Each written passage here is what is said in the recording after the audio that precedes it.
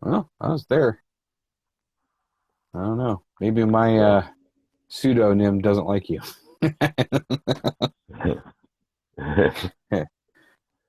Well, so what are your feelings about the cancel uh, culture? my feelings about the cancel culture would be Mhm. that it is all a scheme to push an agenda to actually demonstrate one party over another, and it's not a pretty picture. It's all about pushing a socialist agenda and a communist agenda. Is what Mhm. it is. All right. You don't think It's that a it's dismantling of a little bit more than that? dismantling. It's a dismantling of the Constitution. Is what it is. In what You get rid way? of free speech. You get rid of free speech, and you cancel everybody monetarily. Puts a greater divide between the elites and the middle class. Actually, evaporates the middle class, and um, it puts more control on the government. Hmm. That's what it does. All right, Well, that just but sounded totally fake. it just sounded totally what? Fake. Oh, fake. What? Yeah, No, it did. I, well, You know what I mean? my the problem that I'm having with this whole thing, with what has transpired within the last 3 weeks, is, and if you guys are just joining us, this is What Do You Think? This is Trace William, and I'm always thinking. Um, and we actually do podcasts. You'll see that there's a website listed above. You'll find us on Facebook under What Do You Think, along with Instagram and multiple different um, some websites. Well, you know, we're talking right now about cancel culture, and I think that with this whole thing, where I was heading with that was that um, I what everybody is missing here, Tracy, is that they keep saying that they're gonna, that these different groups or they're not even saying groups, and that's where I want to go is they keep saying, well, this person's trying to cancel this, or they're trying to cancel this. They're just saying them or they, they, and they're not ever saying Who are, who who, is who really. are they? Who are they is the question. Yeah, and Well, that's the what I've been cancel asking culture. myself. You know, Well, that's the thing. the cancel culture is stemmed right out of a playbook, and you have the you have to you have to get rid of the liberal conservative. You have to get rid of the Republican Democrat, and you have to go. Sorry to say, you got to go to the globalist versus the nationalist. And the globalists are pushing a communist agenda, and in order to do that, you have to cancel the nationalists out. The nationalists typically believe that free speech is vital. You should be able to talk openly and discuss openly differences of opinions without the fear of repercussion. And the problem is everybody that goes against the globalist agenda is being squashed, and that's the Mhm. problem. And once the people that go against the globalist agenda get squashed, now there's only one agenda that's alive, and that's the globalists. And what the globalists want to do is they want to develop that um, dictatorship, the tyranny, um, and it's coupled with the fear mongering that they push. And when I say they, I'm referring to, at this point, the globalists. Yeah, but we're not getting And down to the root of what groups are this. Who is it?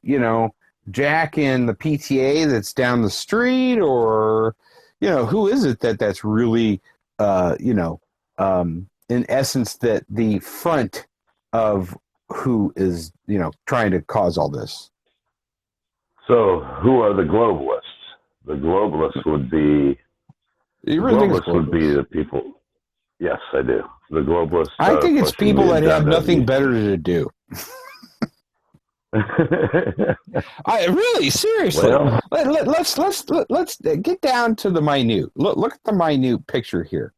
You have people that have been sitting at home for past 365 days that are bored as hell, and they have nothing better to do than go and complain about certain things. Because if you remember, there was I forget who was being canceled or trying to be canceled. Was one person said something about a character or whatever, and it was just one person, and so they automatically were like, "Oh my God, we got to cancel it or stop everything about it." So you know, I think every movement starts with one person, right? Every movement. If we're going to, if I'm a globalist and I want to squash the opposition agenda, I have to start somewhere. So if I have, say, my opposition is a movie star, and they come out against my agenda, I push the people following me to cancel them, or to cancel that person. And that's how it all snowballs. Once it starts there, it snowballs. And then you have the push of the mainstream media that actually furthers that agenda by making this a big deal, that this person gets canceled. You have the censorship of the social media platforms, where there's no voice left on the social media platform to fight against that cancellation. And if you do fight against that cancellation, the next thing you know, you are censored, you're pulled off the platform, and you're canceled yourself. Take, for example, Mike Lindell. He come out against the globalists and immediately was canceled.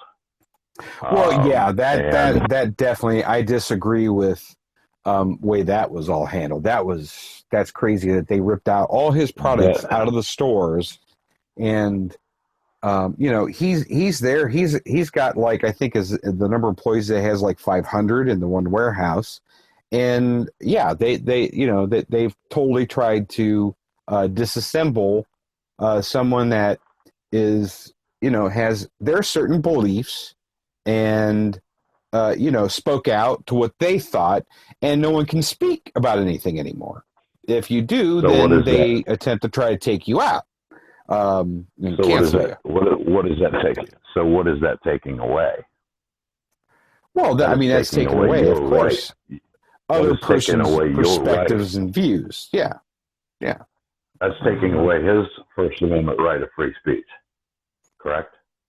Well, yeah, and of course. And if they can go after somebody like Mike Lindell, do you not think they could come after you? Well, of course they can come after Sylvester. Whoever they want, right? Yeah. Right. Well, they went after Pepe Dr. Le Pew. Come on, what about Pepe Le Pew? Nobody ever did anything with that skunk. He was a nice guy. Come on. Well, go ahead. Well, here, why don't they cancel Disney? He's French. I didn't say Disney. I said Disney. Yeah. Disney. Well, no, I'm talking about Pepe. He's Pepe. He's kind of Pepe. He's French. He's kind of liberal. He's a French skunk. He gets around. And at that time, I think that here's one of the problems. I just want to go off tangent just a little bit. Here's a problem with this canceling of some of this stuff. It was a different time. These people and these different things that were put out there into the culture. Why are we trying to cancel pop culture? There we go. I got it out finally. When it's just like the statues and all these other things that they're trying to exit out of our history. It's part of our history. I mean, it's not making sense. Well, let me try and make it make some sense. If you Really? let's go to the schools, okay? The schools at one point took cursive writing. They weren't teaching cursive writing. Yeah, I know. Another crazy thing that was done. All right. So ask yourself why would they do that? What advantage would they have? And when I say they, I'm gonna go with the globalists again. I'm gonna go with the globalist agenda, referring to them as they. Why would they want cursive to be removed from schools? Yeah, I mean, that's totally. That? Well, my answer is it's just stupidity. Okay, now here's the real answer. The real answer is what important document, very important document is written in cursive. Well, it's not just that, though. Think about this a little bit. What about, the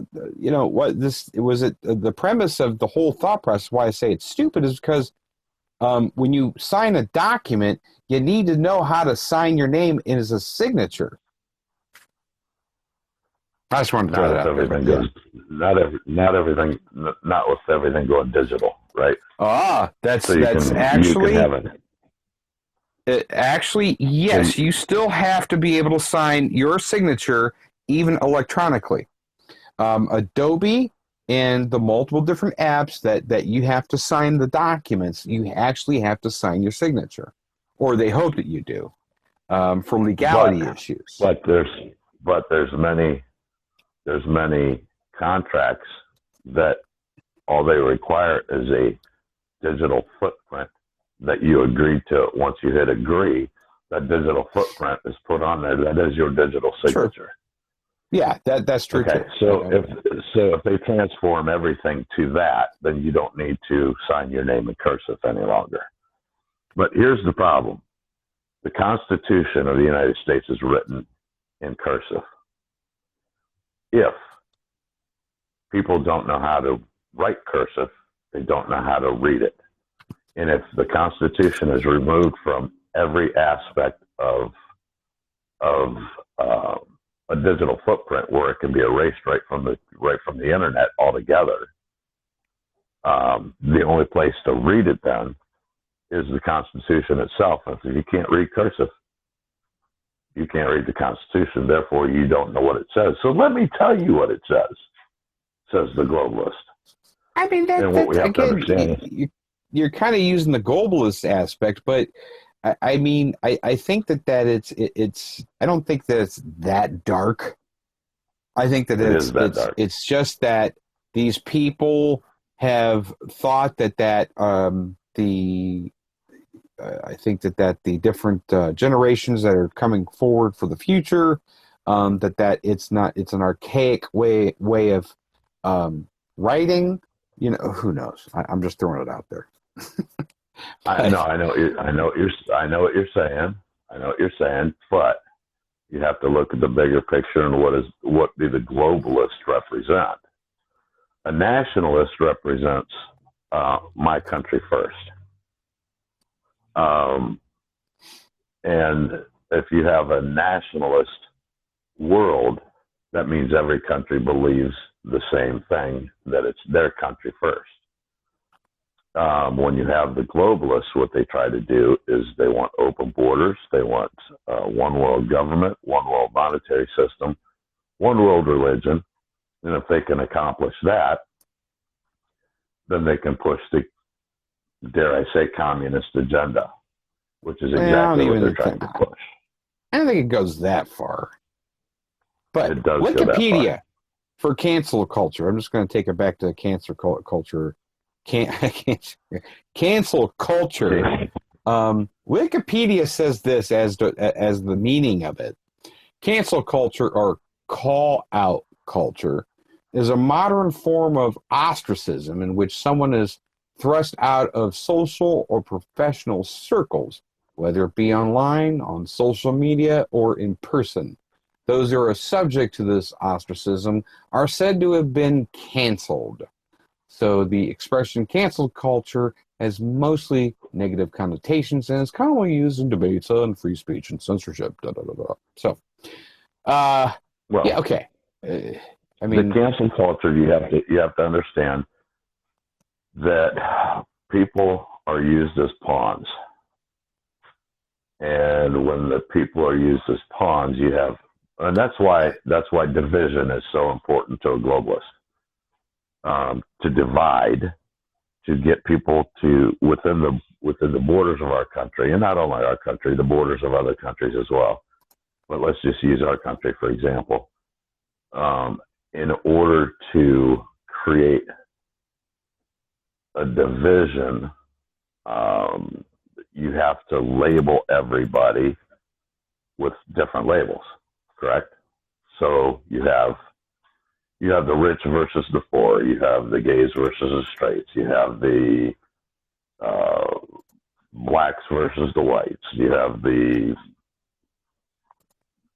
cowboys and Indians, for crying out loud. Whatever it is, whatever label they put out there, they put everybody in a certain label. And some people fit maybe 2 or 3 labels. Well, when you take one of the labels and you manipulate them and you push this cancel culture on, let's say, what used to be a liberal, going after what used to be a conservative, the conservative doesn't line up exactly with the globalist agenda. So they use the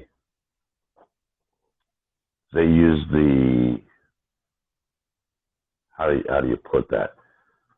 They use the far left liberal to push the cancel. Now it could be done on the other side too. It just doesn't happen that way.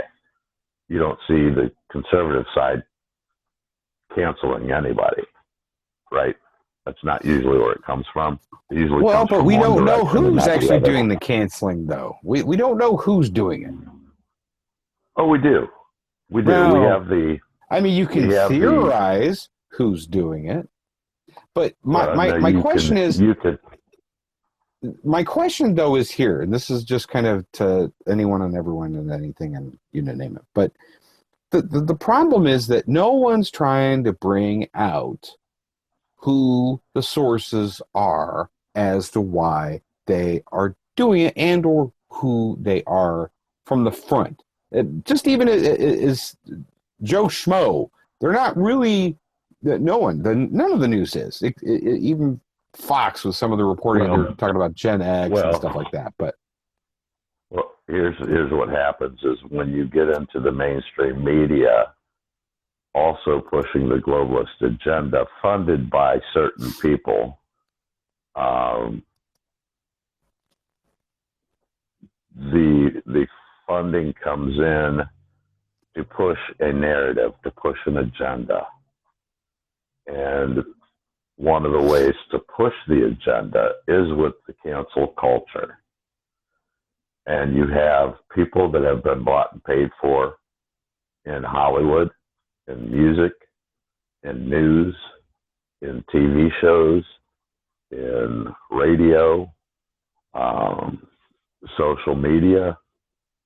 You have people that are bought and paid for. When you have people that have trillions of dollars that can put it wherever they want to, and with the greed that people have, they're going to take the money and do what they're told.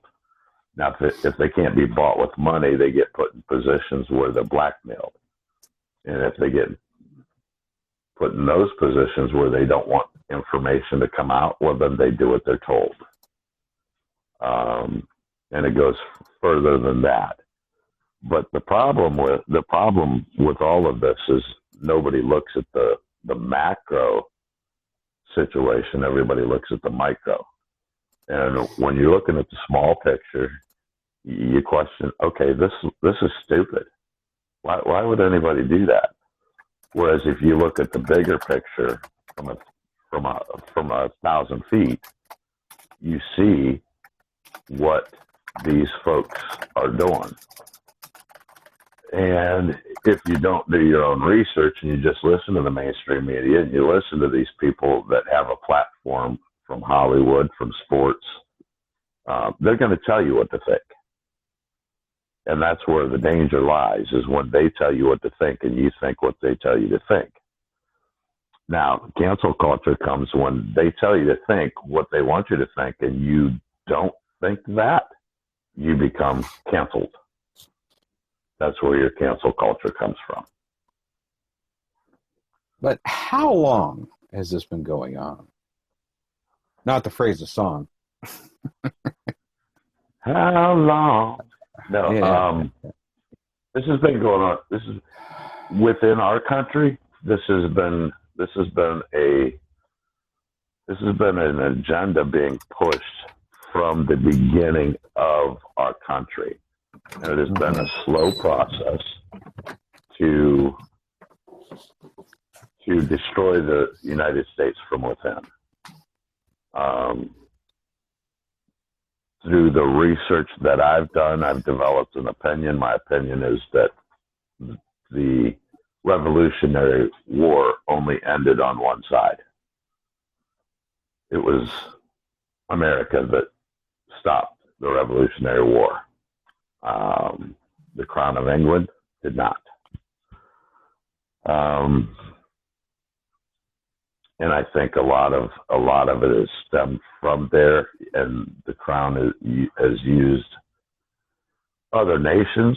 Well, America has quite a few enemies as it is, and we all know that. So there's been, Russia, the Soviet Union, was, I believe, Khrushchev was the one that said we will destroy. It was either Khrushchev or Stalin. We will destroy the United States from within. We'll destroy them without a shot being fired. And that's where we're at today. Being destroyed from within. So when you go to the globalists, you're talking about, it's not as simple as cancel culture, I guess is my point.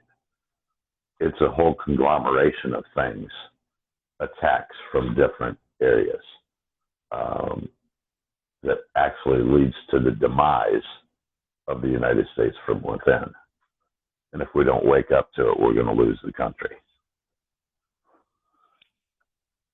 So cancel culture is only one aspect, and we have to look at it from a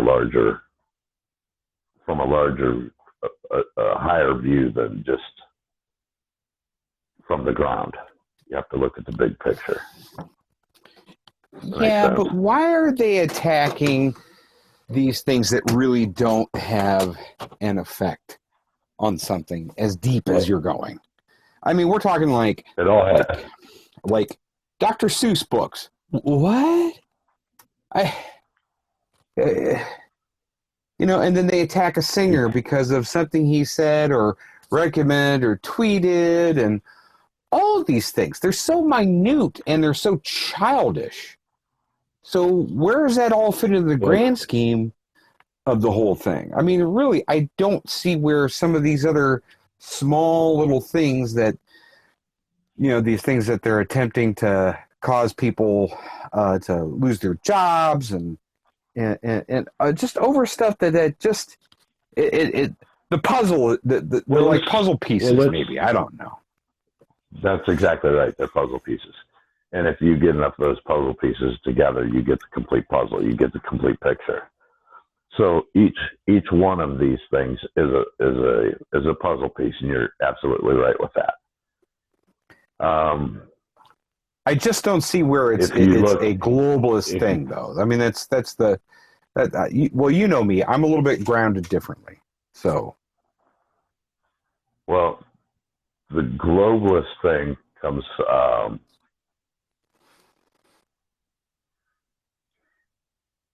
The Communist Manifesto. This is a page right out of the book. If you can silence your opponent, are you talking like McCarthyism type level stuff or what?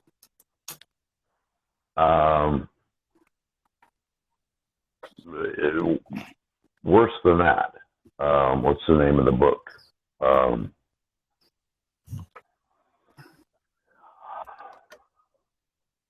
Now I'm drawing a blank on the name of the book and the guy that Hillary Clinton followed. It's Riddle, crying out loud. Forget his name. Anyway, it's a page right out of the communist book.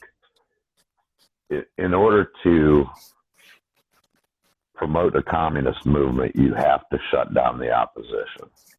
So if you have one person that has a platform that is opposing, and it's a star. It's a star. Everybody looks up to the stars, right? So you have a star that comes out against this communist agenda or the globalist agenda. They shut them down. What does that create in with the rest of the people? It creates a fear. I can't speak out because they're going to cancel me, right? Again, it goes back to, people like Alyssa Milano has not been canceled, correct? But what does she stand for? She stands for a globalist movement. She likes baseball. Yeah, but she probably hates apple pie. No, I don't think so. She had COVID. She lost her hair a little bit there when she had COVID, FYI. Oh, did she? Yeah, it affected her. I didn't know that. Yeah. That I did not know. Oh, see, there you go. I have all kinds of information. Yeah. That's not useful, but I try. But the whole idea behind cancel culture is to shut the opposition down so they can move the agenda forward a little bit easier. Create a fear in the people so they won't talk, so they don't get canceled. But that doesn't. That's not including the book. We're not like Dr. Seuss. What's that have anything to do with anything? I haven't looked at the Dr. Seuss books and the reason they canceled that. But you should read the article. I mean, the reasons that they said, and all this stuff, and it wasn't anyone outside of the organization. It was within the company that those decisions to stop publishing those books. Who published those books? Was it Simon and Schuster? Was it Simon and Schuster that published those books? No, Dr. Seuss. It's Dr. Seuss, the company. He's not. That's the publisher. Is Dr. Seuss wasn't published by anybody else? No, they're their own entity. Yeah, they just not putting those into publications, or they're not publishing them anymore. So, like I said, it's just it's those types of things. They're saying that it was the images and stuff like that they were saying in Mulberry Street, and there were 5 other books. Oh, and by the way, if you do have them, they sell well on eBay right now. I bet they do. Well, quick funny story is that I had a whole set that at one point a few years ago, and it had all 6 books in that set. I gave it away. I actually donated because they weren't selling. And it's one of those things of, I should keep these books type feeling that you had when you had them. I never thought that this type of thing would be popping up, but I had all of them, and I had multiple people interested because I saw it posted somewhere, and they all were trying to buy it all in the same day when everything happened. Yeah, so they're a hot item. If you got them, put them up because you're going to make money. Anyway, but go ahead. Sorry. That's okay. That's okay. I just like going off on random tangents every so often, That's fine. That's what it's all about. What are you thinking? Well, but that's what the thing is. What were they thinking? What were they thinking doing that internally to think that that this was something that, were they thinking that, oh my God, that those people in the that are hidden out there are going to start complaining about this, and then the rest of the books are all going to be affected. I don't know, but it's just so you know strange. what? Maybe, just maybe, Brian, just maybe, that it was racist with green eggs. I don't know. Well, green I mean, eggs might they're be saying that racist. some of the imagery and stuff like that was not flattering. So, okay, then change it. Don't cancel it, then change it. But here's the thing. If you have the ability to cancel Dr. Seuss, right? Mm-hmm. You have the ability to cancel any book that you want to. If it doesn't meet your expectations or your standards or your belief system. The problem with canceling any book, and I don't care what book it is, you have what's called the First Amendment, which gives you the right to say, true, I agree with you on that one, to film anything you wish to, as long as it doesn't incite violence and or create harm to someone else, right? Mm-hmm. So we have the ability to express an opinion. We have the ability to tell a story. We have the right to express an opinion. We have the right to tell a story. And if those rights are taken away, right?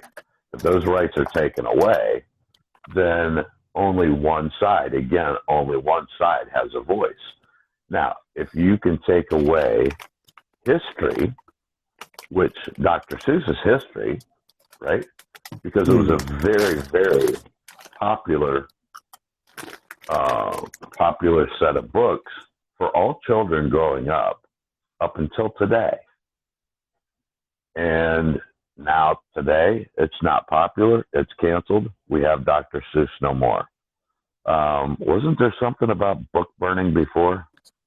And well, we still have Dr. Seuss. It's just 6 books that aren't. But okay, where does it end? Oh, no, if they can cancel 6 books from Dr. Seuss, where does it end? But remember, it's the company that did it, so it's not really a group that did it, and it's something that they decided with internally. Well, yeah, true. Who is it? Is there outside pressures? Is the company big corporation? Because you have a lot of big corporations that are involved in the globalist movement. A lot of corporations doing their own level of canceling too. I mean, It used to be that a corporation and a union were always negotiating contracts because the company looked after the company and the union representatives looked after the employees, right? And in today's society, that's not the way it works any longer. Unfortunately, what happens, and especially with COVID, look at what COVID did to small business, right? What you do is you shut down small business and let Walmart stay open.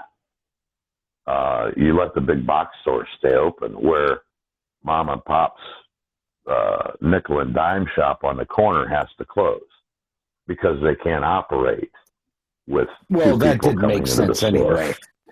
That didn't make sense anyway. So I mean, tell me why. My take on that. You know my take on the supermarkets and why we had some of the surges. I still think that was some of the surges were because we still had to shop and there was so much traffic going in and out. that was potentially the sources as to why some of these surges that were occurring.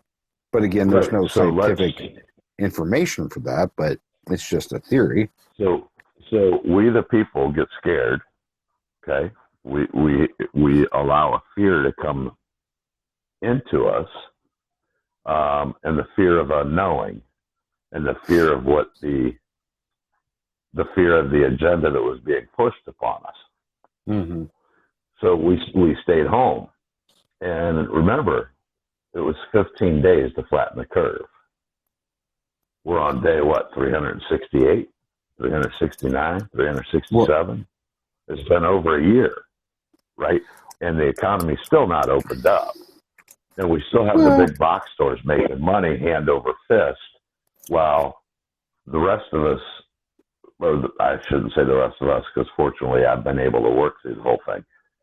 But a lot of people have had small businesses were forced to close their doors forever because they were threatened with fines, with even some were threatened with jail time if they opened their doors.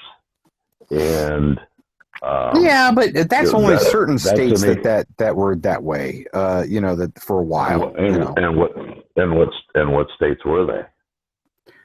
Well, I mean, you've got California, most definitely. It's still on technical lockdown. But the problem is that here's the thing, and I know we're going off on a different tangent now. But here's the thing, is that even in Europe and other European countries, within the Union, the EU, and other areas, that they were all trying to do this massive lockdown, and things were still increasing in regards to the exposure and the people catching COVID. And then so we had that, and then we had was it Taiwan? I forget. Singapore. I think it's Singapore that has had less or just reached 1,000 cases with COVID, and they haven't been closed.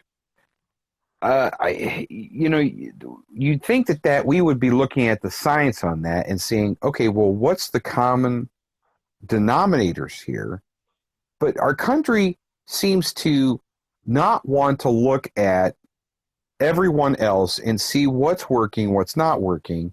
And they just want to do, as we always do, we try to do our own thing in certain cases, which hasn't been working. And but I think that we've just lost track, that no one really knows anything of anything yet. I mean, you kind of scratch your head.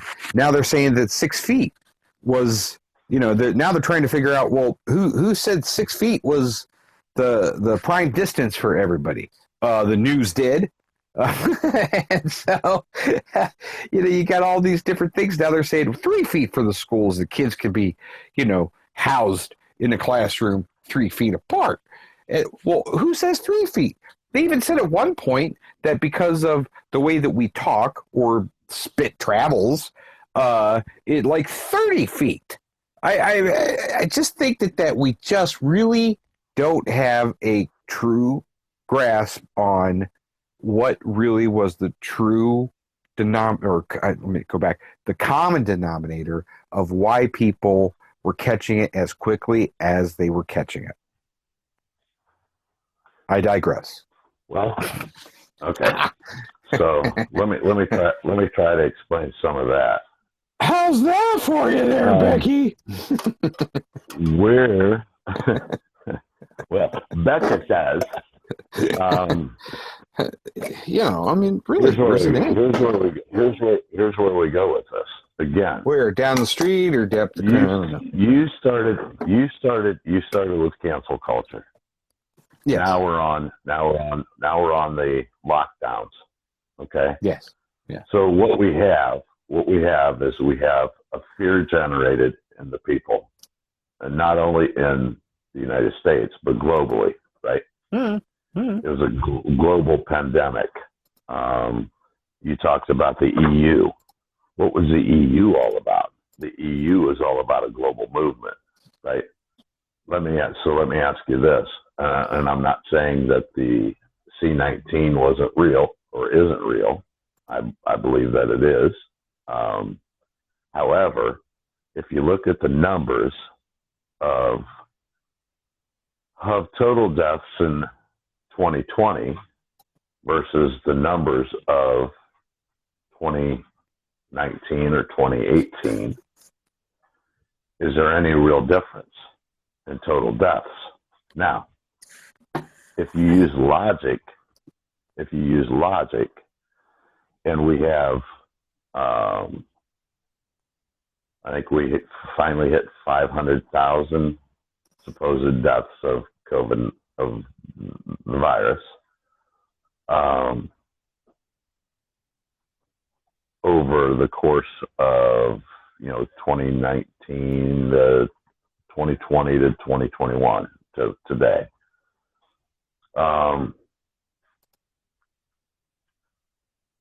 How come?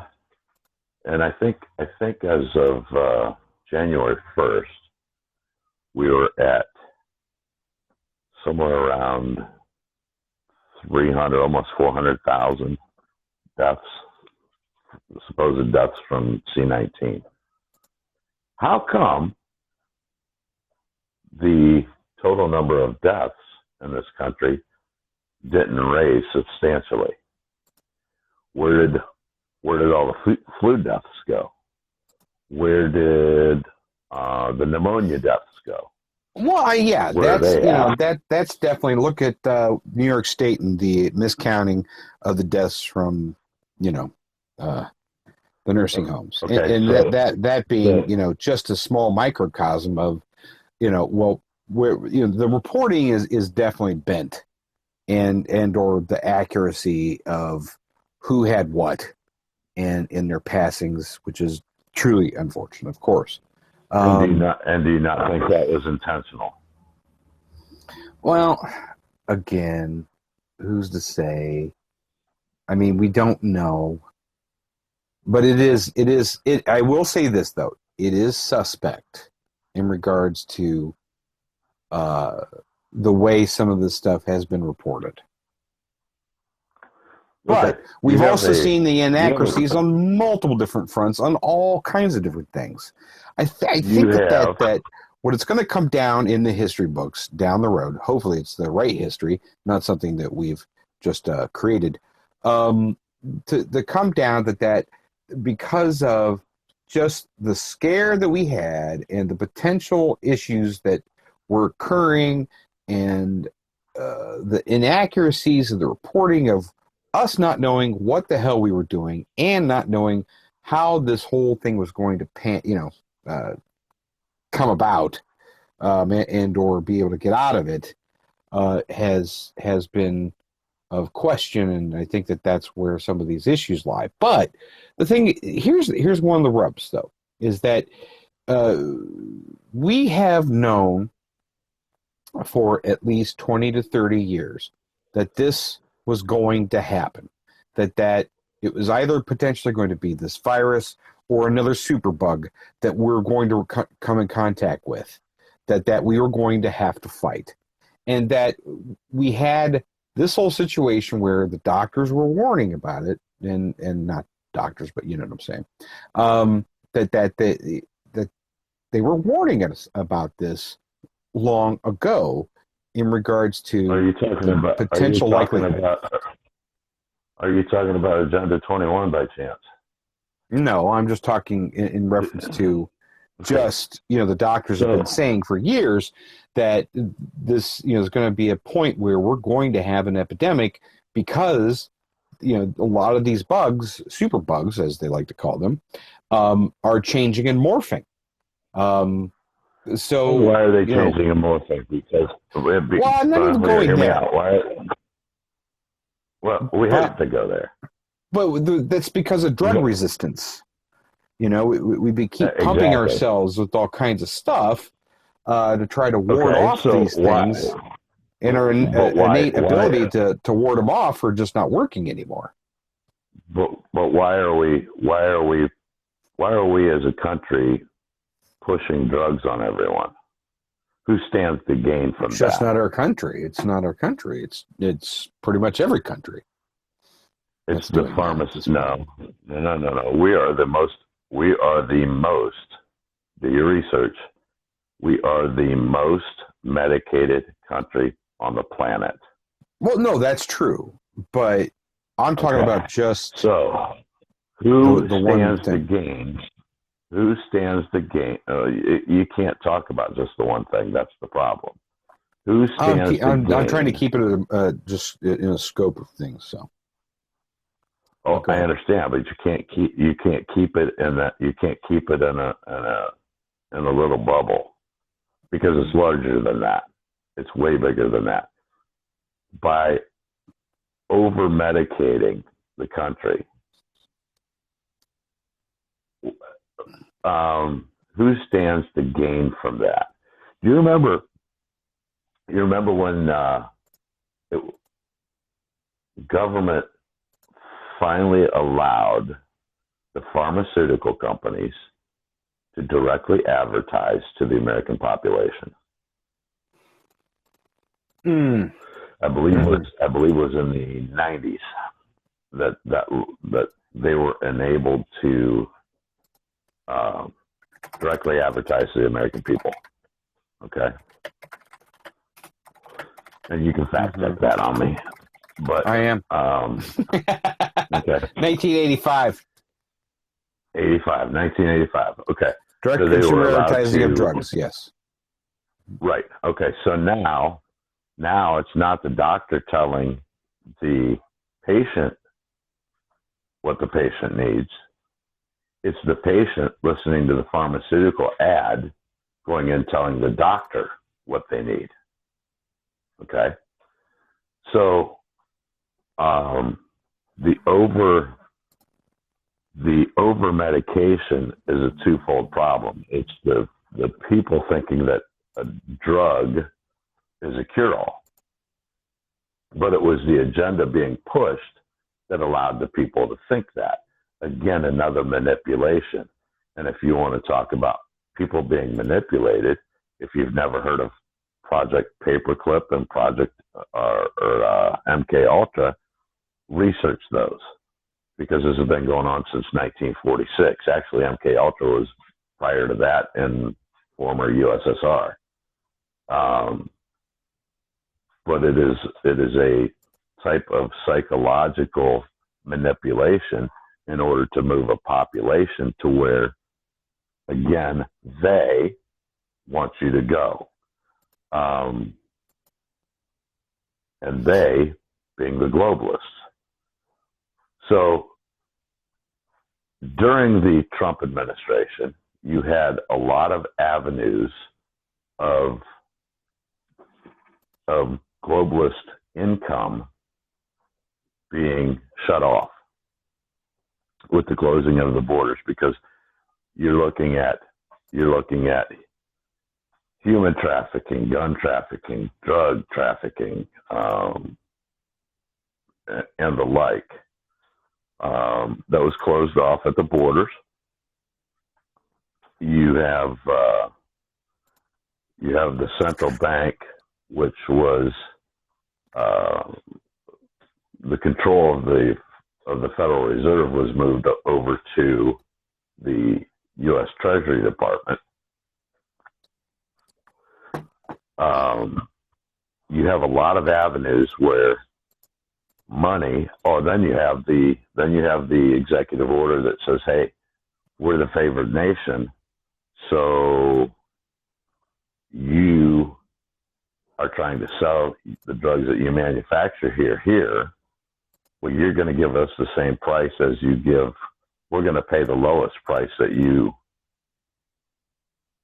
sell globally, right? Because we were paying the highest amount of money for our medications in the world. That's why people were going to Canada for medications, because it was so much cheaper. But it came out of the same company, went to Canada. It was sold way cheaper in Canada than it was here. So the favored nation brought that was to bring that price down in the United States, which also cut into the money flow of the globalists. At one point, it was far more difficult to get a drug through the FDA, approved through the FDA for the masking of symptoms than it was to get a vaccine approved. So you've seen a lot of these companies move towards vaccines. That's why there's so many vaccines out right now, because it was easier to get the vaccine created. And if you ever look to see what's in a vaccine, it would scare the beheebie-jeebies out of you.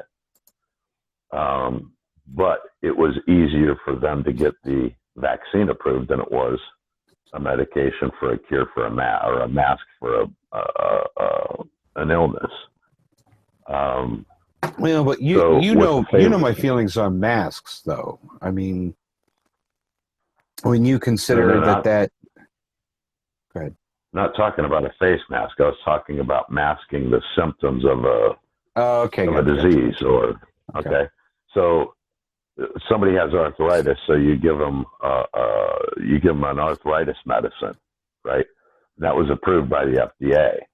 Well, that was very difficult to get approved through the FDA. Or you get a medicine that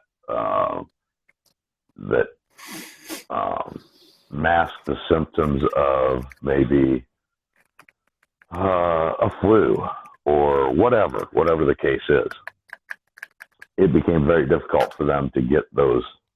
It takes years to get a drug through the FDA.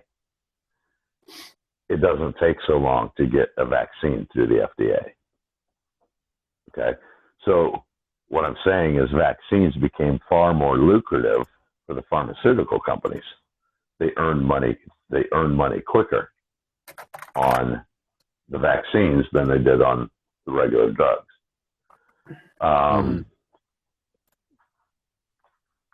The painkiller issue that we are going through today.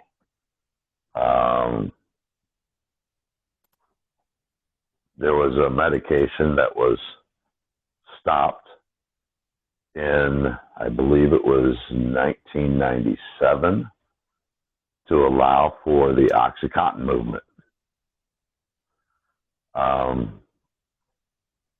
which is an opioid, opioid, very addictive, and that's what's led to our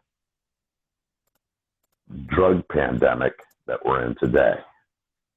Okay, that was the lead up to this, and again, that puts people in another group, the addicted people to the medications, and most through no fault of their own, some through their own fault because they chose that as a drug of recreation.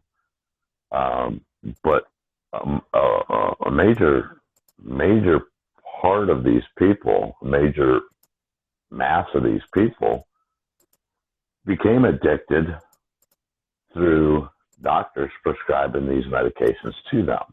Now, a doctor doesn't go to school for medicine or for pharmaceuticals. A doctor goes through a medical school to practice medicine on people, right? Okay, that's what they do. But they don't get their degree in pharmaceuticals. The pharmacist does, right? But the pharmacist is basically a glorified pill counter. But he's supposed to know the interactions from one drug to another. That's his job. Yeah, right? But I wouldn't say that they're just a pill counter, though. They really do have a lot of knowledge in regards to the different types of medicines and stuff. Medicine? Absolutely. I'm not arguing that. That's their job. What I'm saying is the doctor prescribes, the pharmacist fills, the people consume, right? And then you have compound pharmacists, which they can actually put their own drugs together, right? on site. They get the ingredients, they mix the ingredients, and they can actually put the medicine together. The problem lies is when they were able to direct market to the consumer. The consumer goes in, tells the doctor what they want. The doctor writes a prescription, and it's all over from there. Now the pharmaceutical companies make a boatload of the money. Well, what are the pharmaceutical companies?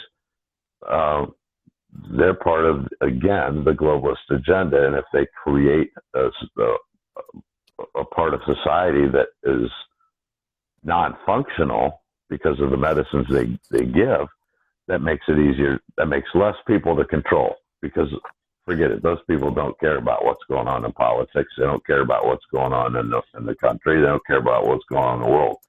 Half the time, they don't care what's going on in their own household, as long as they can get them medication, right? Mm-hmm. So big government doesn't worry about them, because these people aren't worried about what's going on in society. They're worried about getting their next fix. So that's one aspect of it. Again, you put labels on people, you create chaos between the groups. The groups start fighting with each other. If they're fighting with each other, they're not paying attention to what's going on in the world either, right? So again, you have to look at the big picture, not just a little, and that's where cancel culture comes into play, is when they pit one group against another. And it just so happens it's a liberal versus conservative, and the conservative voices are getting shut down. Again, if the conservative voices get shut down, that's less people to control, right? You can't talk anyway, and if you do talk, we're going to cancel you. So do you want to make a livelihood? You want to make your livelihood? Then shut up and think what we think. And if you don't think what we think, we'll shut you down. You won't make any money. You won't work in your industry. You won't have your job where you have your job, especially with big corporation, because big corporation sees a global economy and a way to make billions and billions and billions of dollars, right? Mm-hmm. So big corporation wants the no borders, wants the idea of selling their product anywhere with no qualms about it, right?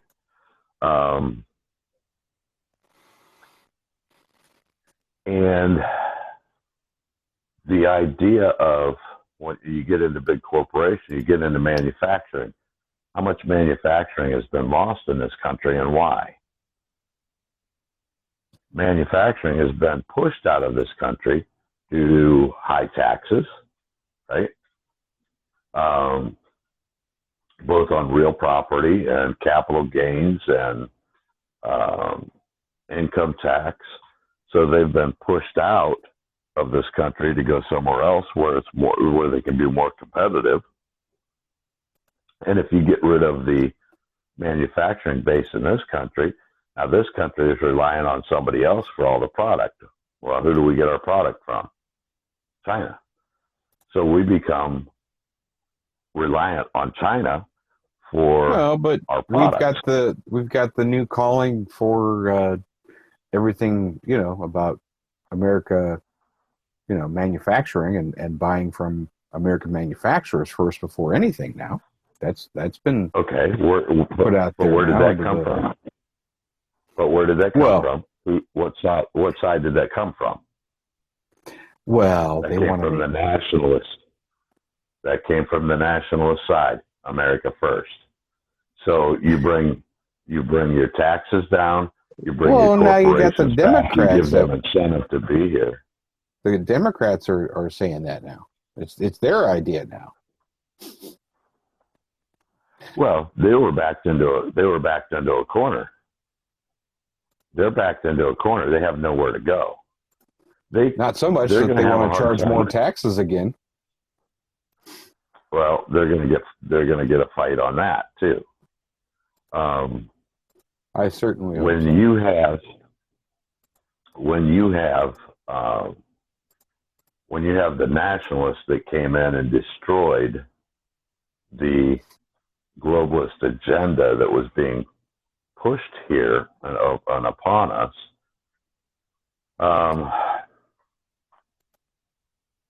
and that awakened a lot of the American people. Thank God, it awakened a lot of American people. Did it really awaken a lot of people? Now, I think they slept in. No, they've been sleeping for years.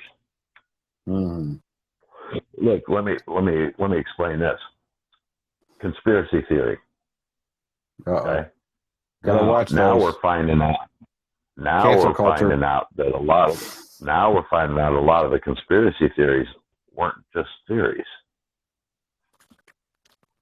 You mean like the Washington Post article that they had to go, oops, sorry. Oops, sorry. Why did it take 2 months?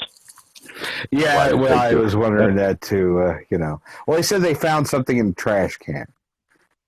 What? Yeah, okay. I said no. Yeah, okay. Well, yeah, okay. Seriously. That's okay. No, it was an intentional agenda being pushed. To get rid of the nationalists so the globalists can come back into power. Again, you have the media. Are you one of those globalists? Me? No, I'm dead set against it. Have you been hired by them to just throw us off the fray? Mm-hmm. I'm guilty. Guilty as charged. No, it's just bigger. It's a bigger picture than any one. And each one of these things are a different attack on our country. Each one. It is, but at the same point, though, you got to also think, though, Tracy, that all this talk, all this stuff that's been going on for the last 5 years, of the attack of both sides, and all this stuff is just getting to be, how do I want to say this? It's starting to becoming, how you tone out things, and it's just becoming, people are just getting tired of hearing it, and they're starting to tune out again. But I think it's because people don't do the research in order to figure out what is going on. And if they would try to figure out what is going on, who has time to research? And what can you believe online? Do you have to? Well, you need your discernment. That's where your discernment comes in. That's where you find documentation to support the facts. When you research, you go in with an open mind. And you look to either disprove or prove your opinion. The important thing is you do the research so you know your opinion. Not only do you know your opinion, but you know why you have it, not because somebody on TV told you. But people don't really know how to do the research. Well, I'm just being honest. I mean, it's something that kind of you need to look at. And you hear people say the same thing you say. Do your research. Well, many people don't know where to go to find the answers. Because when you look at today's news, doesn't matter what channel, Newsmax or Fox News, except for the one other channel they have, Fox News is so bent on the one side that it just gets, oh, God. You try to tap into CNN, you watch all these other stuff. Are you talking, let me stop you there for a second. When you go to Fox News, are you talking about that it's bent on the conservative side? Well, I think that you go to want to watch news, you want to watch news. You don't want to watch the same thing being repeated 5,000 times a day, and which is what they do. Okay, on the app or But that is. That's like brainwashing. When they developed. That's exactly what it is. Welcome to MK Ultra. Thank you very much, Brian. Really, seriously, think about it. It's Trump did the same thing. He'd repeat himself multiple times. He's using their playbook against them. So, but when going back to like Fox News, it's the same thing over and over and over again. There's nothing new in a 24-hour period. You have to go seek out. Here, hold on. Here, I you know what I have to do to go seek out more news? I look at foreign news. Mm-hmm. To learn anything about what's going on in our country, I watch CBC, which is Canada news, and then I watch Sky News and a couple of other English and or English-speaking international news agencies that are quite good at their reporting, and you learn things. We don't learn with what we've got right now. We used to. I used to love to chat in and not chat in, but turn into CNN and be able to learn things. And then they ran out of things, and then they just kept repeating the news. And then now it's God. It's just all ridiculous. Now it's not news. Everybody's got an opinion. And that's, exactly. If you're a pundit, if you're a talking head, if you're a news reporter, if you're a news reporter, report the news. You know what I feel like? I feel like when I turn on the news each day, that I'm watching an episode of the Muppets. But anyway, go ahead. And that's exactly what you're doing. Okay, and you go from channel to channel to channel. Mm-hmm. And actually, I've seen this where it's been posted, even with the local news, that you can put up all these channels all together on the same page and listen to every one of them at the same time. And it's like you have one writer for every news outlet in this country. It's all the same stories. Even the local news, if the local news is talking about federal, national news, it's all the same. Even the same. You know why verbiage, that is, the same though. Words. Because they have a 4:00 meeting every morning, and it's off the AP. The AP dictates what these people are going to talk about. It's a propaganda ploy to push a narrative, and if you tell a lie, a big enough lie, long enough, it becomes the truth. And that's why everything gets repeated over and over and over again. Again, that comes out of MK Ultra. Well, but you got to remember one other thing, though, to kind of keep things grounded. That Fox News, they have their Fox local channel, so they're going to regurgitate a lot of the things that the main overall channel, it's sort of like they have these baby channels, and they have to get fed all the news from the major parent. Okay, and I agree with you. I agree with you on that. But here's the problem. The problem is when the local news, even the local news, they use the same words, only the names and the names of the cities change. And I've watched also on Fox some of the wording that they use. They'll sometimes use like a biblical terms in regards to the way that they report some of the news. I've noticed that. I don't know if you ever caught that.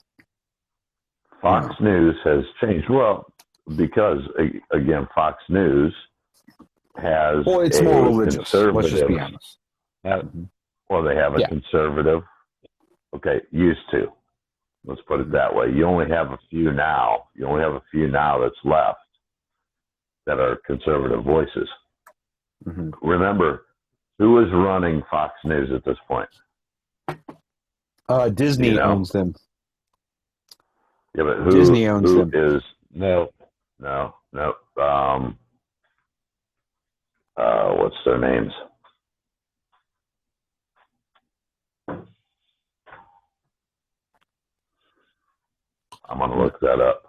Oh, okay. I was going to. Go ahead and look it up. You're online. Paul Ryan is running Fox News. He's on a board. He's big was shot. Murdoch. He's Murdoch. They're the ones that owned Fox News. The Murdochs and Trump they don't get along at all. The Murdochs can't stand Trump. They're Trump haters. Yeah. Paul Ryan. Ryan. It's Ryan. Walt Disney. Okay, so they recently sold out to Walt Disney. Now, Walt Disney, again, is another far left liberal company. Remember, Walt Disney is one of the major porn I take that hubs. back. Oh, let me take that back, though. This might explain a lot.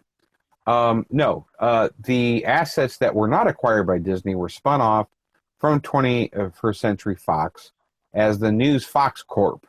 It began its stock trading January 1st, 2019. So Fox Corp is incorporated in Delaware. It is its own separate entity. So they are not owned by Disney. I do retract my first statement. So it is the Murdochs that are still behind Fox. I don't know. No, I'm checking Wikipedia. You can't trust Wikipedia. Okay, but I will state that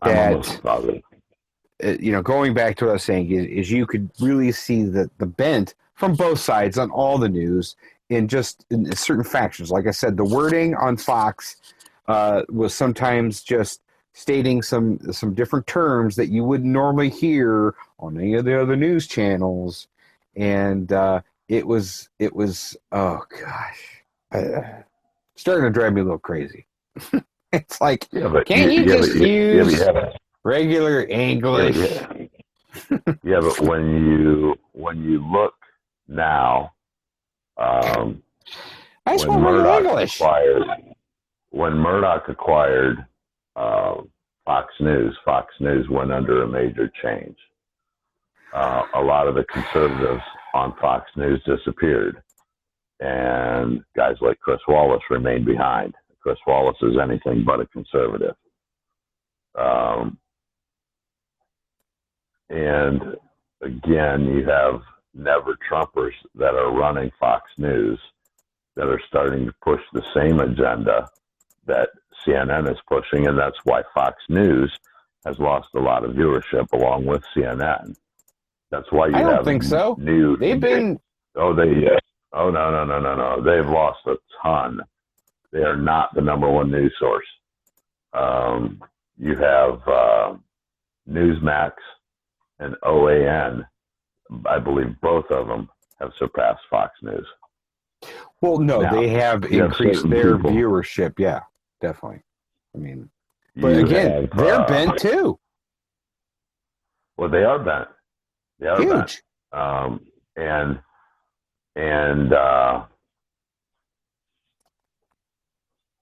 OAN, I think, is more. They report more of the news than the agenda. They do definitely point out the flaws of the left, which they should, but they also point out the flaws of the right, which they should, and that's what news is all about. I even think OAN is bent.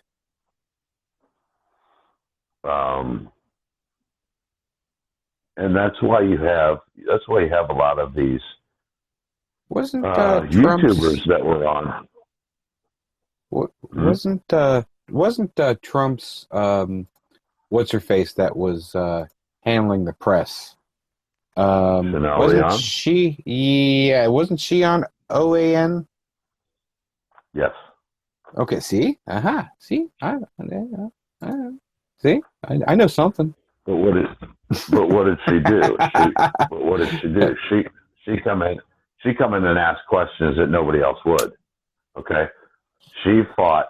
Well, she's fiery. I will say that she's got fire. She asked questions, because the press, the White House press corps kept asking the same questions, kept asking, kept trying to, everything was an attack on Trump.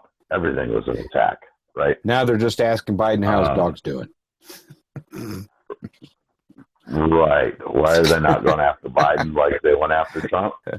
Because Trump was a nationalist and Biden is a globalist. That's why. That's the difference. And the news media, again, is pushing a globalist agenda. And they're telling people what to think. And the people are just buying it up. And it's not happening as much anymore because you have the American people that are waking up to it and getting wise to what they've been spewing for years now.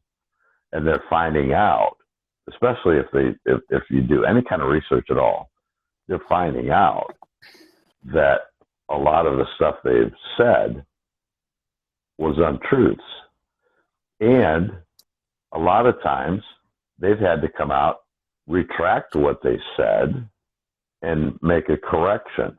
But the correction comes months later in a little blurb that nobody hears about.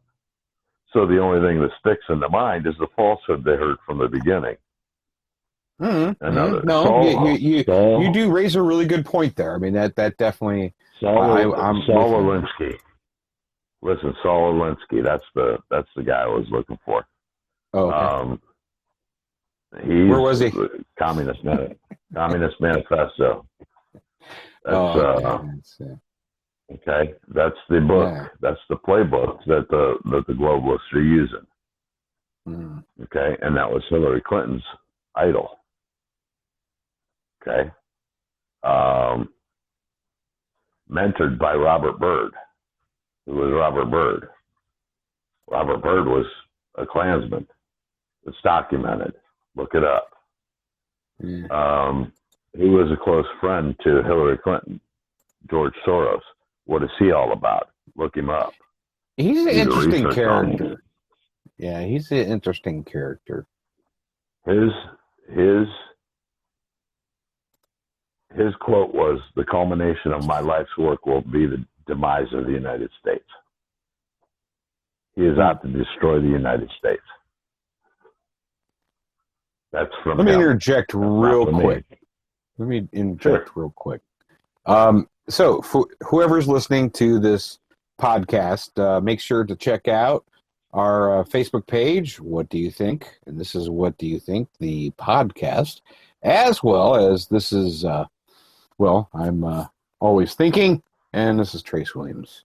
And you can listen to us on stereo, and actually on all kinds of different social media platforms. And you can check us out at tracewilliams.club. Okay, go ahead, Beck. Sorry. Oh, you paid the bills. Thank you. I'm trying, yeah. So we don't really have any bills yet, but though, definitely. I'd be your first bill. Yeah,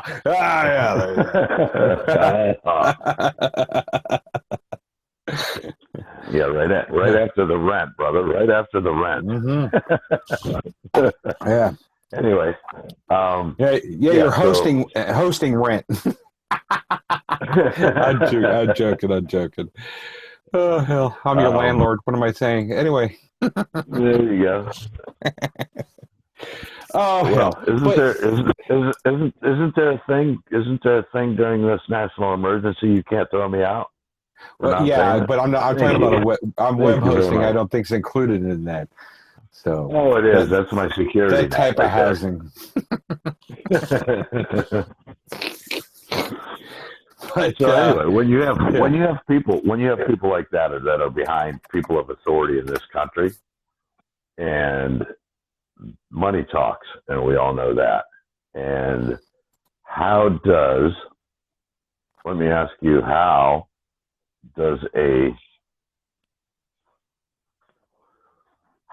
a congressman or a senator or a president end up with a net worth of hundreds of millions of dollars? I'm just asking the question. What do you think? Well, I mean, you know that they get paid for speaking and all those types of things. So they have $100,000 fees to speak with a group of 10, or they have dinners, or I mean, they write books. They write books. There you go. Oh, okay. So come back to me. I'm not gonna say a word to you about it. I'm just gonna give you a name. You do the research. Just look up Simon and Schuster. You do the research those on are Simon people. and Schuster. Yeah, that's a publishing company. That's a publishing company. Yeah. Do the research. Do the research on that publishing company. Get back to me. Well, I'm not gonna. Yeah. We'll do that later. No, I'm not saying do it now.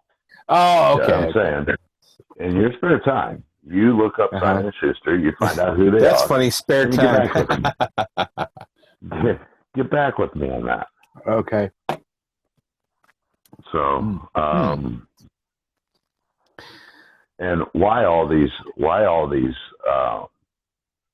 people are getting paid all the money up front for these books that they probably don't write?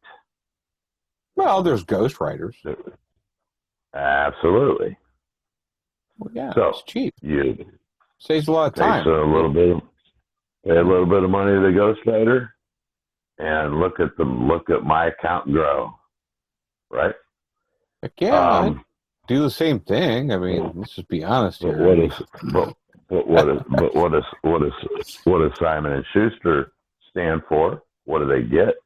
What do they stand for? How do they get what they get?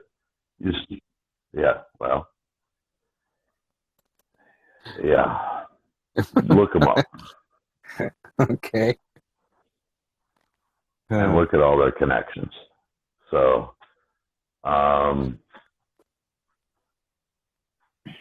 granted, you have people on both sides of the aisle that write books, and you have to in order to not draw too much attention to yourself, you have to let the other side have some success, right? Well, or it becomes way too obvious, right? But now we're at a point where everything is becoming obvious. Unless you're Thomas Tucker, Preston Thomas Tucker. What do you mean by that? Do you know what I'm talking about? No? Are you kidding me? Great movie. Check it out. It's about the Tucker car. Huh? Yeah. Oh, yeah. Okay. Yeah. Yeah. Okay. Oh, yeah. Okay. All right. I'm with you on that. So he got squashed. Wait a minute. That brings up a valid point. He got squashed, did he not? Okay. Oh, big time. How did he get squashed? How did he get squashed, and by whom? Got screwed. Oh, by the automobile companies. He built a better machine. Who in particular? Car companies. Ford. Ford in particular. Oh, we don't want to say Ford. We don't. Why don't we know? Okay. I might get canceled. Might get canceled on the first night. We're naming names. Yeah. Okay. Gotta watch that. Let's go on that. Let's go on that tangent. And how about the guy that created the intermittent windshield wipers? Oh, that too. Yeah. That too. Okay. So, and who stole that from him? I think it was GM, wasn't it?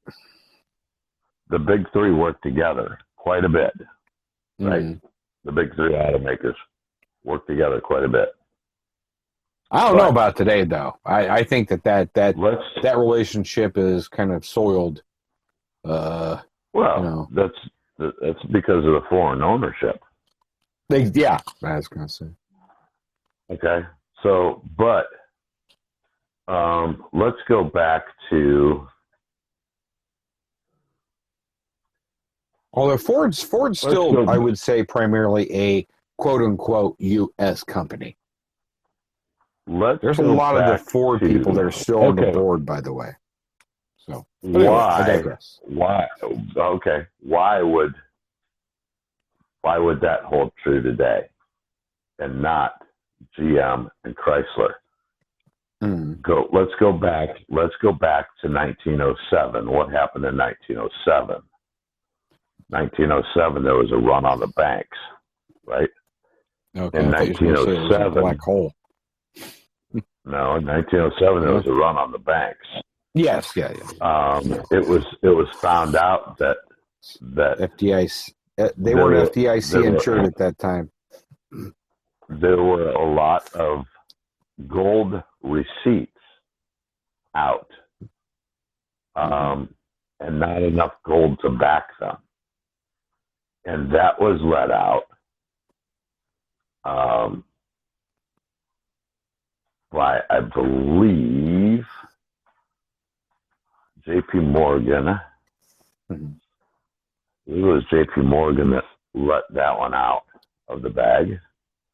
And that was to push an agenda of getting yet another central bank in the United States. I have some other ETFs. So, well, the problem is who was behind the central banking system coming into the United States? The government? Carnegie's, Ford's, Morgan, aliens. All these guys. Who was the steel guy? Carnegie was a steel guy, railroad guy. Yeah. Those were some of the people that were responsible for bringing the run on the banks in 1907 to try to push the agenda of redeveloping a Federal Reserve, a central bank in the United States. Well, they finally got that in 1913. But what happened in 1912 in order to allow that to happen? For sure. What happened in 1912 was the Titanic, and who was on the Titanic? More importantly, who wasn't? People that were against, with big money, against having a central banking system in the United States was on the Titanic. So you want to know where to start researching? Start there. Okay. And wow, that's an interesting theory. Find out who was on the Titanic. People? Yeah, people with a lot of money that were against the central banking system.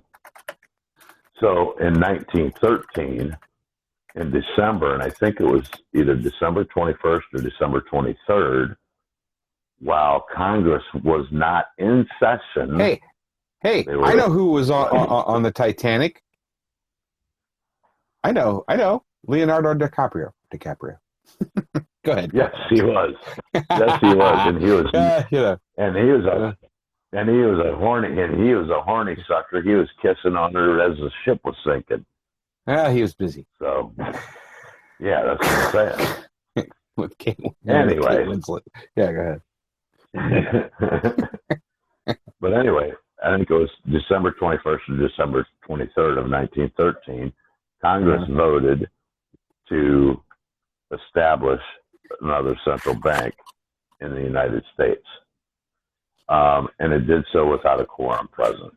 So the Federal Reserve, it was the Federal Reserve Act, I believe, of 1913 that was signed into law, illegally, by the way. And they've been operating that way ever since.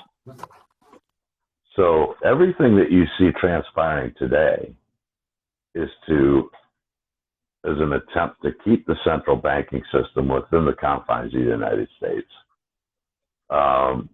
Because that is the money behind the global movement, the one world government, the new world order, the whole 9 yards. That's what's behind it. And they have the money, they have the power, and if we the people don't awaken to it, they'll have the country. So again, we can't just look at one aspect and say, okay, why this? Because it all ties together. Mm-hmm. It ties together with the trilateral connection, where you have the Bank of London controlled the finances, the Vatican controlled society and the way society thinks, and the United States provides the policeman of the world. Does this tie in anywhere with Area 51 and Jackie Gleason? That's what I want to know. Well, it might have everything to do with Jackie Gleason, I know I spin off in different tangents that you'd never think of. But anyway. Oh, heavens. So I figure we got, movement. 10 more minutes or whatever we run through? Oh, I don't even know what time it is. It's 11:47. It's 11:47. 5:30 comes early. All right, I know that. So I figured I'd kind of throw that out there because you're going down a couple rabbit holes there. You believe Billy Zane was in that? Have you seen what Billy Zane looks like right now? Billy Zane, he was an actor, wasn't he? Yeah, he's in Titanic. You can see. Oh, was it? Wow. See, I don't follow the people because Hollywood has pushed the agenda for a long time. Mm-hmm. I used to watch a lot of movies. Bill Paxton was in it too. Never cared to remember them. Okay. It had to be a standout line for me to remember a quote. So for me to remember movies and things of that nature, that's not my style. Okay. Because I know that they've been pushing that global agenda forever, for quite some time. Wonder how big that agenda is if it was written down in pages. Or that monolith in South Carolina, Tennessee, somewhere about there. It is written down in pages. That's what I'm telling you. No. There's that monument that was built by that weird group that no one knows who really posted that monument. You know what I'm talking about? You don't, do you? Oh, hell! There's a whole thing about that. Let's see. I forget what the name of it is. I'll have to probably go back and research. But yeah, there is. There's a whole story behind it. That was someone was paid to put it up by this erroneous person of no name, and it just appeared. And it has the agenda, globalist agenda of, it speaks about lowering the world's population and multiple other things. You're not aware of that, are you? It's actually quite interesting. But I haven't done any research on it. Yeah. Does it agree with what I'm telling you? Because I'm going to tell you something. There are people out there. Georgia. That have. It's in Georgia. It's in Georgia. I have heard of it. And it's called Georgia's Doomsday Stonehenge Monument. Okay. Mm-hmm. Right. Research that. And it describes the globalist agenda. 10 guidelines are inscribed on the structure in 8 modern languages, and a shorter message is inscribed at the top of the structure in 4 ancient language scripts. And it's in Elberton, Georgia. Yep. Okay. Well, if you think this globalist movement started recently, you'd be sadly mistaken. Oh, yeah, no, I understand. Yeah, we can go back a long way to show where the globalist movement. Here, let me read this to you. This is off Wikipedia, but I've also seen the stories on this that they did fact checking on this too. So this is pretty accurate. In June of 79, a man using a pseudonym of R.C. Christian, excuse me, approached the Elberton Granite Finishing Company on behalf of a small group of loyal Americans and commissioned the structure. Christian explained that the stones would function as a compass, a calendar, and a clock, and should be capable of withstanding catastrophic events. Joe Fenley of Elberton Granite assumed that Christian was a nut and attempted to discourage him by providing a quote for the commission, which was several times higher than any project that the company had previously taken on, explaining that the guide stones would require additional tools and consultants. But guess what? They arranged payment and they paid them. He represented the group which had planning the guide stones for 20 years and still to this day remain anonymous. There you go.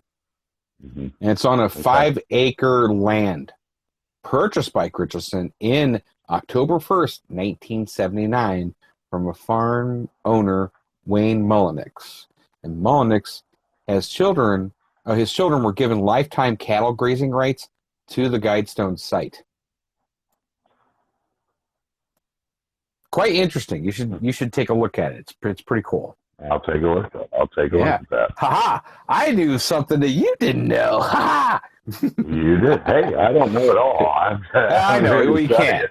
There's just so much going on, so much things. But yes, that is a very interesting thing. But look at Agenda 21 and what and who was behind Agenda 21 and what they were talking about and what is transpiring today and how long ago was Agenda 21 written. If you look at that, you'll be astonished.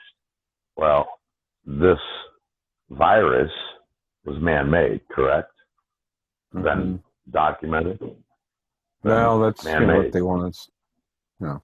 There's a lot of questions about it, but a lot of theory still. A lot of factual evidence too. That it was man-made. Anyway, how did they know that this was going to transpire? Unless they're behind it. And then you look to see who's behind Agenda 21 and take a gander at what they've done in order to make this happen. It is all documented. And you want to know where to research? I don't want to be one of those guys to tell you what you should think. I don't want to be one of those guys that... Well, I don't think that's the premise of the show at all. I think it's just a matter of posing out some perspectives and thoughts and things to kind of, take a look at and allow other people to regurgitate it, think about it, research it themselves, and go, and let them make up their mind. But going back to this Glidestones thing here real quick. Do you know that these are some of the languages that they put it in? English, Spanish, Swahili, Hindi, Hebrew, Arabic, traditional Chinese, and Russian. Now, why those languages? Same again. It's English, Spanish, Swahili, Hindi, Hebrew, Arabic, traditional Chinese, and Russian.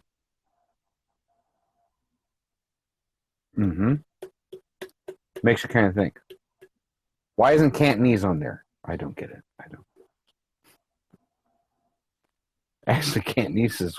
I'll have to put that puzzle together. See, I thought that would start to make you kind of think. Well, and that's what I do. I think and I research. I would look at that as those are possibly the most used languages in the world, but I don't think so. I think that there's a couple of languages that are thinking about it without looking it up. But just some food for thought, something to think about. Yeah. And it is made of granite, by the way. I'm thinking, what would you say it was, Hebrew? Yeah, Hebrew's one. And Arabic. Arabic. Is it Arabic? And those two. Mm-hmm. I'm surprised not in Greek. Not really Greek. Would you consider that? But how was the Bible written originally? It was in Arabic did you say Arabic or Arabic? Isn't there a Arabic? Arabic. Nah, it's Arabic. Today's modern language. Arabic. Okay. Swahili. And Hebrew. Yeah. Okay.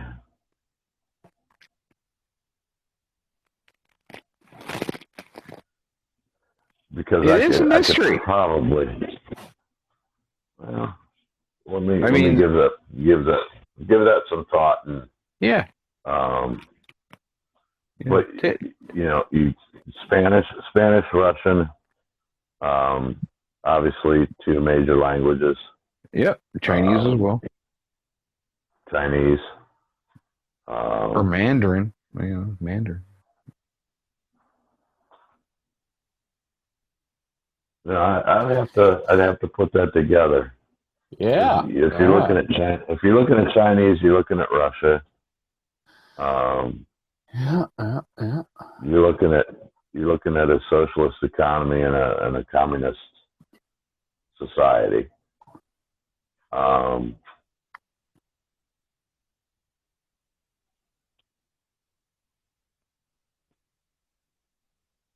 Arabic. Well, Arabic is pretty. Widely used. Yeah, it's one of the major languages. It's pretty widely used, but there's some somewhat tyrannical. Somewhat tyrannical too, right?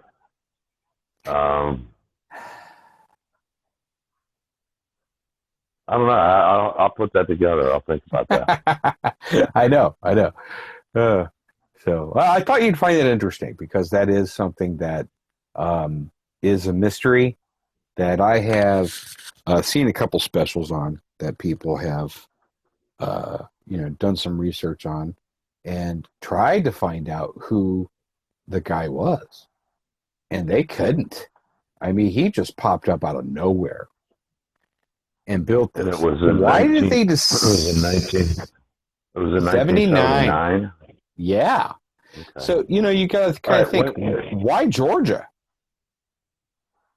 Well, let me ask you this, and I know it doesn't seem like it has any correlation right now, but it may here after I do some research.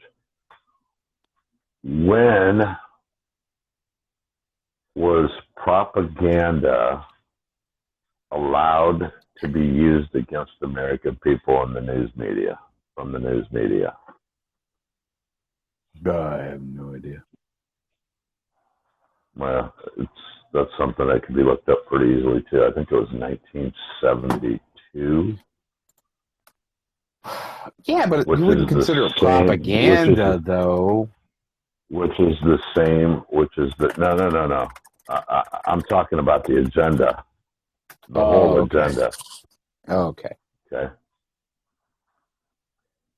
And 1972, under Nixon, I believe, is when we were totally removed from the gold standard.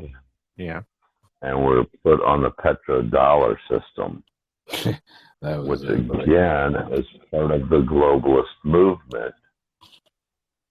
So the fiat currency has only been in existence since 1972, which is 50 years. And when fiat currency originally came out, $1 was worth, guess what? $1. And now, because the fiat system doesn't work, your dollar lost 97% of its value. It's not that the cost of the products have gone up, it's that the dollar has decreased in value so much. Well, that's And what that's the why problem is, prices though, are is so. that it's the value of the dollar and all that stuff is all based on faith of people using it as a currency. I mean, Well, the value of the dollar is based on how many of those dollars are in circulation and what are they backed by? They're backed by faith. nothing. They're based on So faith. the more money, the more currency you put in, the less they're worth. It's like anything else. But Right? this whole faith-based system, though, is wearing thin. I would imagine at this point, with as much money as we keep pumping out to pay for all this stuff, and then they want to go ahead and move, to everybody to $15 an hour. Well, okay, yeah, I took it to a different country. Yeah, that brings me another subject altogether. And unfortunately, we don't have time for that one tonight. I know it's 12 o'clock, but still. Yeah. No, it's just one of those things that to sit and ponder as to who, what, where, and how, and why. Way the things have come down, where we're at, and where we're going. Yeah, thinking about that is sort of it's a daunting task. Well, there is still hope, and we can get into that on another night. So next week, maybe check back with us next Wednesday night. Yeah, we can definitely do that. Go ahead and tell them how to get a hold of us here, Brian. Why, thank you, Don Pardo. No, you can get a hold of us at Facebook / What Do You Think?